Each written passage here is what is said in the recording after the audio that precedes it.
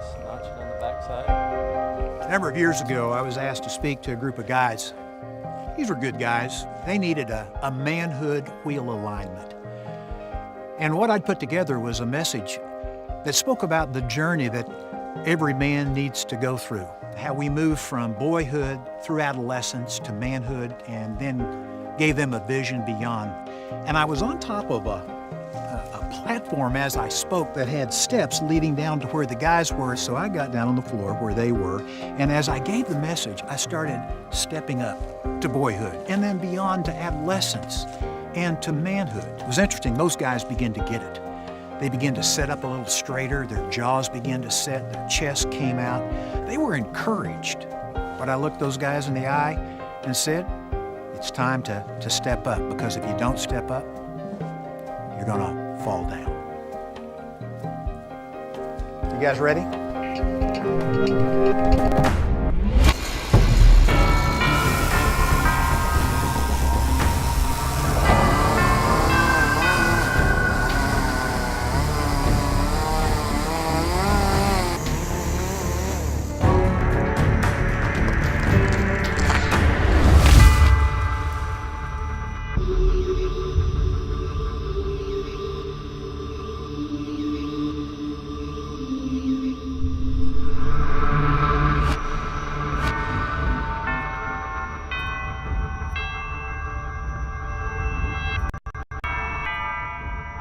So Grace and I have got 5 kids, 3 boys, 2 girls, and for me and for us, it's really cultivating both tough and tender. And I think boys that you want to grow into good men, they need to be both. They need to be tough. They need to know when to stand up to the bully, to protect those who are in danger. So we want the boys to defend and love and protect. We also want them to be tender. We want them to be affectionate and kind. We don't want the boys to be the bullies. We want them to be the ones who are up against the bullies. So yeah, we're always working on both of those with the boys, sometimes tough, sometimes tender. And for boys, they have a hard time being discerning. So sometimes boys are always tough. Well, then they're wrestling with their sister and hurting her and sassing their mom. Or they're always tender, which means they're really nice and they do well in school and church and home, but they get on the sports field or they get out in the real world with the other boys and they're in serious trouble. So it's trying to teach them to be both tough and tender. And sometimes that's just life examples. A story comes to mind. My son, Zach, when he was younger, there was a boy over at our house. Family was over.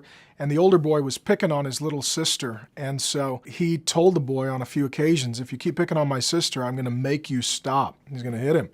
And the boy didn't stop and was hurting his little sister. So he walled off and hit this kid to make him stop hurting his little sister. And then the boy comes running and crying in the room and whining, oh my gosh, Zach hit me. And I'm thinking, oh boy, the pastor's kid just cracked somebody.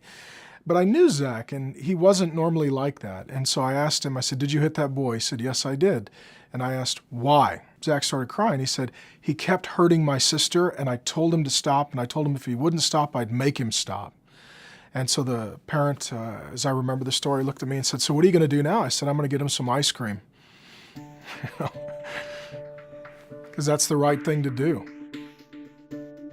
As a dad, you've got to make yourself available to be there so that you can say, pull them aside. Kind of like a coach in the middle of a game and say, okay, you did this, you should have done that. You know, I'm going to send you back in there. You need to do it different this time. And in that way, a dad's kind of a bit of a coach as the game of life is going on.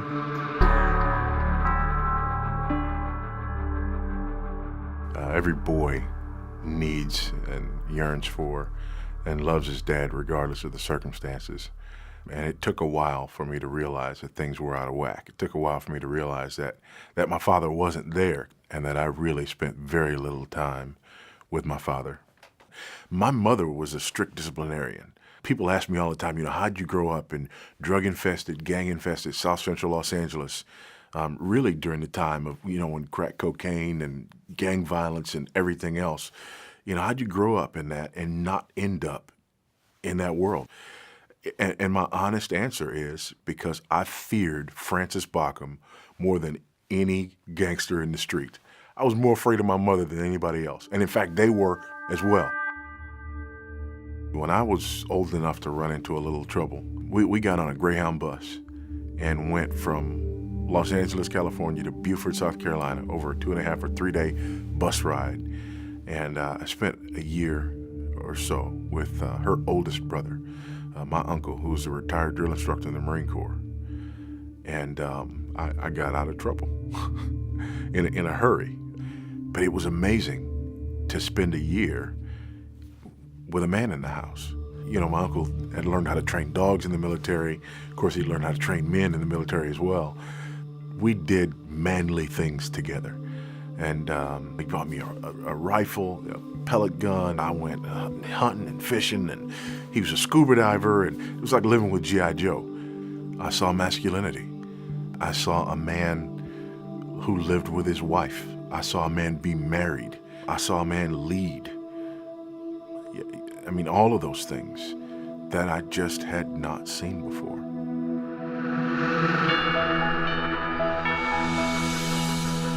When I was about 8 years old, I had a paper route where I had this bicycle, and I would put my papers that were given to me into my little basket and go around the neighborhood and make sure they were delivered on time. I did that 5 days a week. And I remember on this one particular day, it was windy, and this big, huge gust of wind came up and knocked me off my bike and spread my papers all over the place. They just blew away. Oh man, what am I gonna do now? Either pick them up, it would take hours getting dark. So I just looked at it and I said, forget it, I'm going home. I didn't even think about what the right thing to do was. So I got home, and one of the things I wanted to do was get through the living room as quickly as possible because I knew my dad would be sitting there and I didn't want him asking any questions. I didn't make it. My dad lowered his paper and said, "Son, home early from your paper route, aren't you?" And I knew that I had to tell him what happened, and so I explained that I'd lost all these papers. He pointed at me, he said, "Car, 5 minutes." And so I was in the car in 5 minutes. We drove up to the very place where I had fallen over. He said, "Out of the car." We got out of the car and walked up to this front door. And he knocked on it, and this gentleman answered, about his age. And to my astonishment, as we walked into the living room, there was a living room full of papers, pages all disorganized and probably up to about my knees. So it was pretty clear what we were going to do. So between that man, my dad, and I, we sat down, probably took about an hour and a half, and pieced those newspapers back together, page by page, gathered them up. Dad got me back in the car, and he chauffeured me around, and I finished my paper route. That was a lesson that stuck with me. A lesson that my dad wanted to teach me, that you just don't quit when you have a job, when you have a responsibility. Men don't quit. And it served me well. It's served me well in the ministry that I've been in, the job that I've had, my marriage, my raising my kids who have learned this lesson as well. And I'm glad he took the time to do it.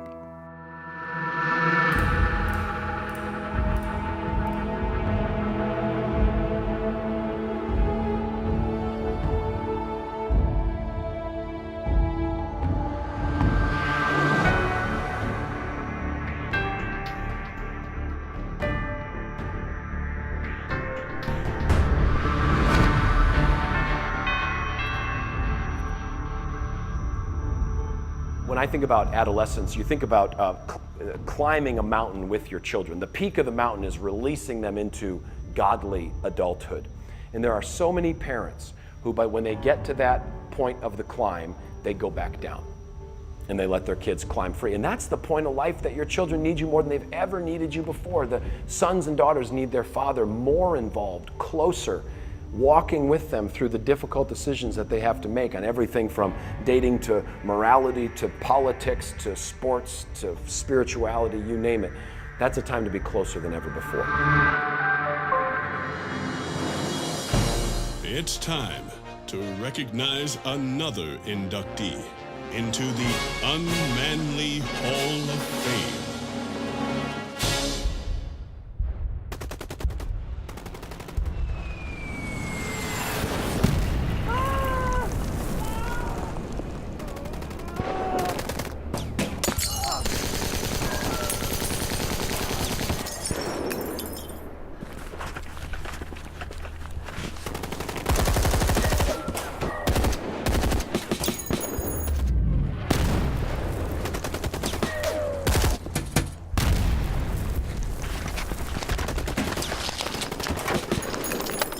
Private. We're danger close. I'm not gonna make it. It's time to get out of here. Air support's gonna light this place up like the 4th of July. Go on without me. Fight together, die together.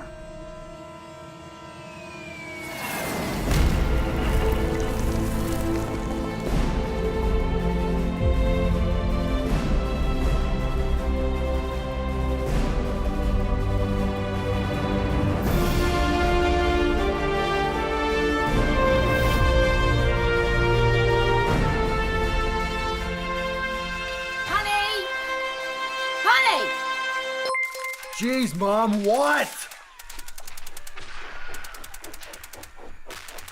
How's my brave little soldier? I made your favorite. Can I have some juice? Of course, anything for my brave little man.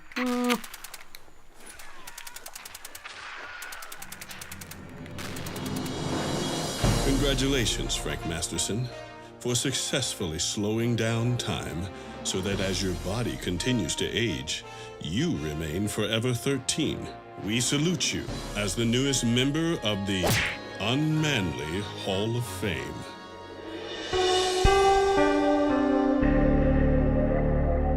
I have gotten on a flight in a first-class cabin on an airplane in Washington, D.C., flew to Los Angeles and sat next to a well-dressed, successful guy who played a video game the entire time.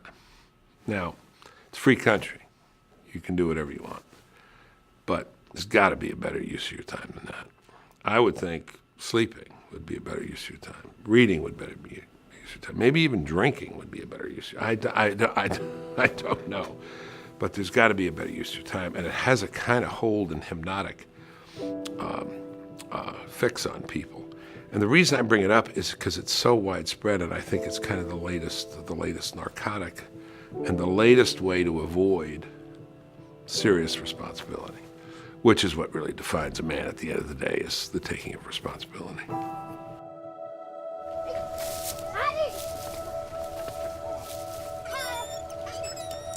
When I was a child,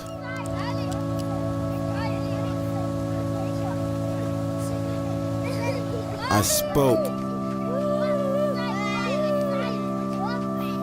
like a child.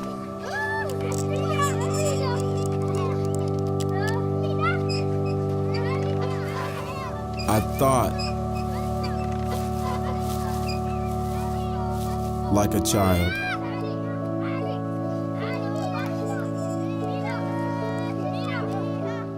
I reasoned like a child.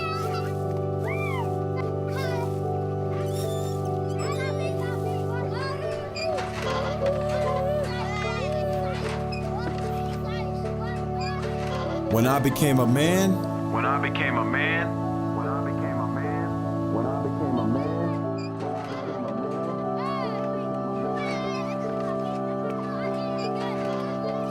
I gave up childish ways.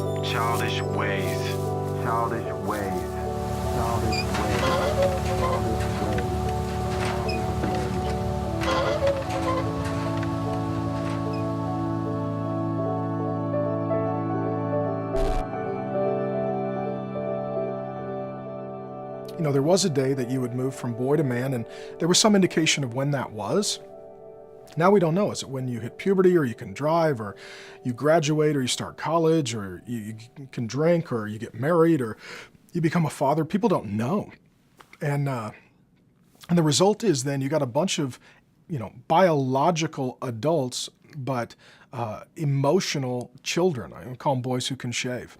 A guy in Philadelphia on a sports page put it very well. He said if 60's the new 40, maybe 25's the new 13. Now even secular sociology and psychiatry are extending adolescence from 18 through to about 24 years of age because they recognize that people have never had to bear any responsibility. Everything was given to them. Entertainment at their fingertips, fast food, you name it. Nothing is worked for. Everything is given. And I think that it's creating people that are physically mature, but emotionally, socially, even intellectually, they're kind of just little still. The result is today you've got guys who are massive porn heads. They tend to, live apart from their parents and then rebound back when things get hard. The Bible says to leave your mother and father. They tend to be looking for, girlfriends and good times, not good legacy in marriage. And they're consumers, not producers. So it's food and it's sex and it's drugs and it's alcohol and it's video games and it's entertainment. And there's no production. There's no life and growth and help and hope and healing for others. It's incredibly narcissistic. And then you've got women who are going to college and the workforce. So now you've got, for the first time in the nation's history, more women working than men and more women in college than men. And for those women who are Christian, they're saying, I wouldn't mind getting married to a guy with whom I could make babies, but I don't want to get married to a baby. And so they're just choosing to remain single. And you've really got a cultural turn that's very concerning.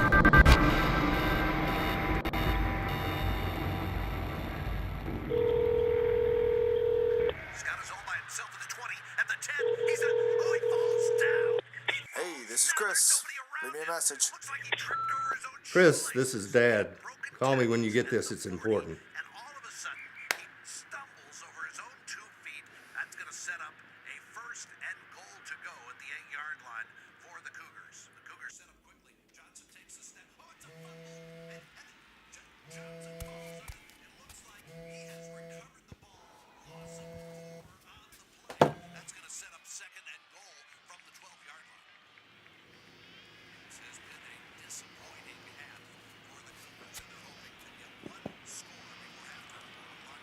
Hey, this is Chris. Leave me a message. So what do you want me to do? I want you to go to that stupid bar and bring him home. Honey, he's 26 years old. Yeah, he needs to start acting like it. Honey, it's 10:30. If Chris is late again, Fred will fire him. And if that happens again, I'm gonna move. I don't know what y'all are gonna do. I'm gonna move. There's a nice trailer park down the road, and I will be gone. All right. Okay. I'll go down there.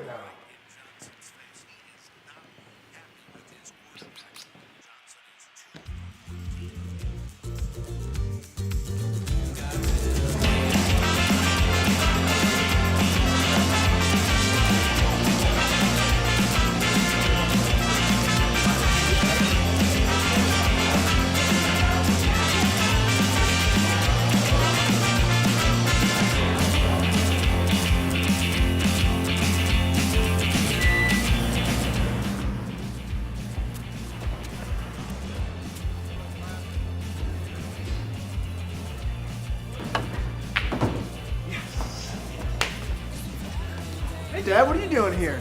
Jimmy, give my dad a beer, will ya? Your mom asked me to come down and bring you home. Sorry, I kind of have a game to finish. Fred called and he wants you at the shop by 7. Yeah, good thing he called. But it's kind of a big game. How much? Hey, it's your shot. 400? Dollars? More than I can lose. It's a good thing I don't have to worry about that.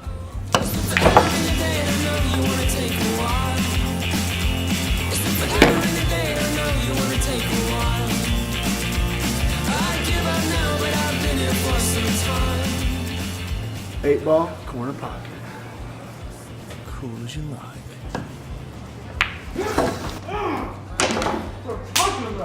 All right, I'm fine. Who's doing shots? I guess you quit the shop and go pro. Come on, celebrate with me. One drink. I got a drink right here. That does not count. One shot. It's only my second on the night. I'm still gonna have to drive my old man home. There we go.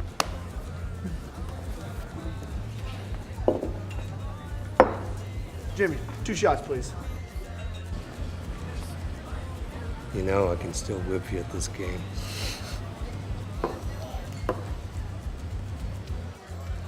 It's been a long time since I've done this.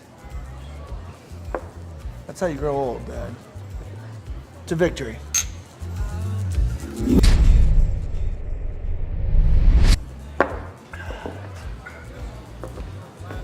All right, one more game. This time it's doubles. I hope Keith doesn't think he's gonna win his money back. My dad's better at this game than I am. All right, 25 per, 100 in the pot. Easy money. With the way you've been playing, I can understand, but we gotta go. You heard the man. 50 per person or it's not worth our time. Okay, sounds like a deal. I'm counting on you now. All right. Give me a tight rack. I got break. Just don't tell your mother.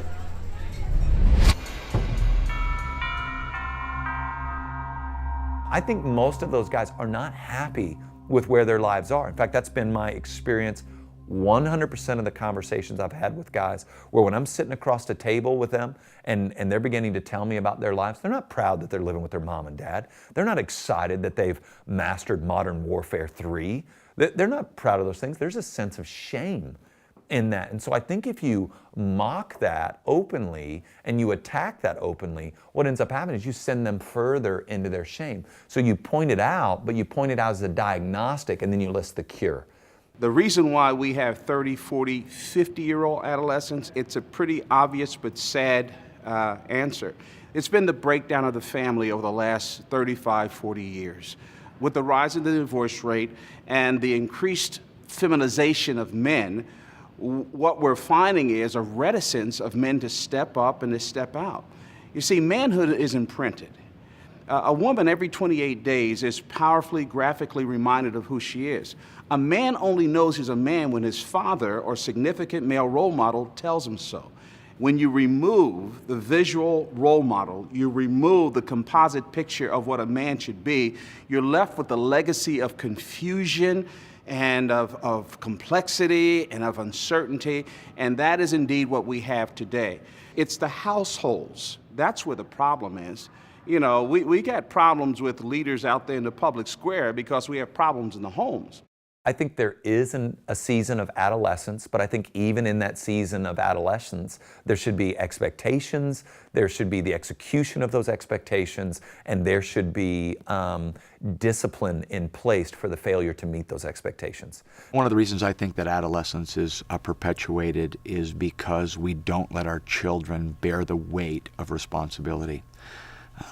And people just are not, people are so entitled, and everyone believes that they deserve the American way and they want things given to them that previous generations understood you have to work for. And I think this goes on in the church. I think this goes on in the marketplace. I don't think it's unique to us. I think it's everywhere. There's no real markers for a young man that says, at this point in my life, this is the expectation on me, and at this point, this is the expectation on me. There's no rites of passage really in our culture. There's no high expectation on our young men that they do this or they become this. And so I think really the role of the church is to step in and say, oh, no. That this is what's expected and this is what we're called to, and to be real honest about, and this can be difficult. You know, if I was sitting across the table with a 28-year-old who was stuck, and he's paralyzed because he's scared to death, he doesn't know what to do, and this kind of thing, I would do two almost paradoxical things.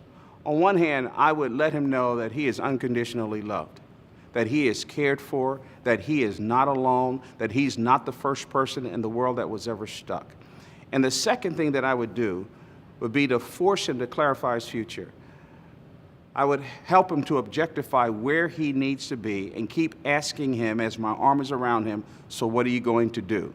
We just got to flat out get in the grill and in the eyeballs of these 30, 40-year-olds and say, you need to get up off your backside, kick it in gear. I'm not going to let you go. I'm going to help you. Responsibility is not going to kill you. To stand alone is going to strengthen you. It's not going to destroy you, and help them to get over that hump.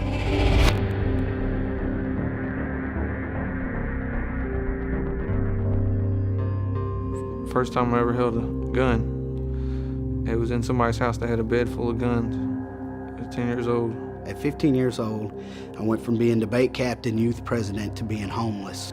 I started smoking weed when I was about 12 years old. That kind of just led into the kind of people that I hung around. I never got into a gang. I kind of just affiliated, hung out with them. People join gangs because they feel like that's the only way Like, that's the only hope for them in life.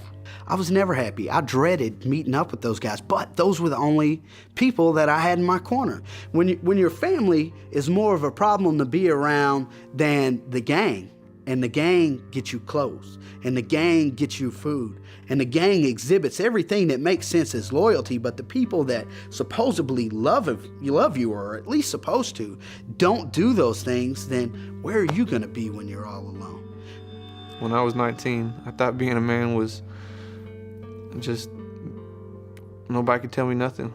A man gets women. The man is tough. The man never cries. The man doesn't show weakness. The man will sell drugs. You know, I learned a lot about, selling drugs and stuff. And of course, I did drugs. We could get drunk and we would fight each other. We'd go from fighting other people to fighting each other, seeing who's tougher, who's meaner, who's in control. It was chaos. There's been some incidents, though, where we've had actually friends have gotten killed. It got so bad that actually I started living out of my car. Would spend all my money on drugs and eat one cheeseburger from McDonald's a day, and that was it. I met a girl, I got her pregnant on the very first night I hung out with her. The kid's mom disappears one day. She drops the baby off at my work. I lost my job, and now here's the baby back. There's no car, there's no job, there's no cell phone, there's no family. I was broke, I was strung out, didn't have any money, didn't have any drugs, didn't have any friends because I didn't have any money or drugs anymore. I remember looking at myself in the mirror just one night, so what happened? My daughter suffers every day. She wants her mom and dad to be together. I still can't explain to her why she's in the situation that she is. She's paying for her father's sins. Nothing I thought I could do changed that. Man, it was really about trying to make myself feel good and get people to like me, And I kind of take that also from not having a father. I noticed, I don't want my son to be without one. So it's just, that's really what I put it down into. That's all being a man of God all together in one. When you get young men who grow up without fathers, they either, overcompensate, and that overcompensation can look like violence or promiscuity, or there's, the reverse of that, which is to be feminized. And so mine generally came out in forms of violence and promiscuity. He was always pushing us to start our own ventures. And that was a big part of his conception of what it meant to be a man, that you went out and you created and you did, and you wanted to be the head and not the tail. The idea for him was, don't wait for someone else to come along and create something that you can be a part of. You go out and create something. We were focused on getting them to sense that God had a purpose for their lives, that purpose was going to become clear as they got older and as they identified their gifts and their what I call their delights. We've always had a culture in this family of making it exciting, making it desirable to grow up. My parents really made it clear that the teen years were a time when I could accomplish something important. I mean, I could make a difference in the world, and that was a lot because my dad was such a visionary man. Every problem, every situation, he had an idea. What we would try to do is create an environment in which our children were able to develop interests, and then we would feed those interests. I call these delights. The Bible says, "Greater the works of the Lord, they are pondered by all who delight in them." So when we would notice that our children were developing an ongoing interest in something, that we would begin to put kindling on that flame. The interesting thing about it for my own experience and the way my dad encouraged me is he was never so much concerned with the exact thing I was doing. What he was concerned with was that I was doing something. For me, the things that my parents invested into my life, because I had all that foundation, particularly with the music, then when the opportunities came along, I was actually able to use it in meaningful ways. And then that kind of, brought a whole different dimension to it. It was fun to make a difference. And because of that, the fun that I had was following in my dad's footsteps, following in my older siblings' footsteps, and trying to prove myself capable of joining them in the good work that they were doing. If you give a young person something wonderful that they look forward to getting up for, they become productive in a way that is for their own sake. There's a certain responsibility that you either have to choose to pick up or you can choose to ignore as long as possible. And that's what it means to be a man, is to take that responsibility seriously, to be a steward of those responsibilities, to see responsibility not just as a burden, but as a blessing and a calling, and then to be faithful in those roles. It's always been a very poignant realization for us that this time in our lives is vital to making us who we want to be. God has a call in your life. You're going somewhere, and wherever that is, you need to be preparing for that now, not a week from now, a month from now, 10 years from now, today. Children are a gift from the Lord, and that the fruit of the womb is a reward, and that they are like arrows in the hand of a warrior. Well, that phrase became the kind of the banner over our strategy, that our children were as arrows and that we should aim them intentionally. I understood that to mean as at targets that were significant or strategic in God's purposes. And so I use the analogy that they're like fire arrows. You aim them into an area of life and hope that they'll spread a flame for the glory of God.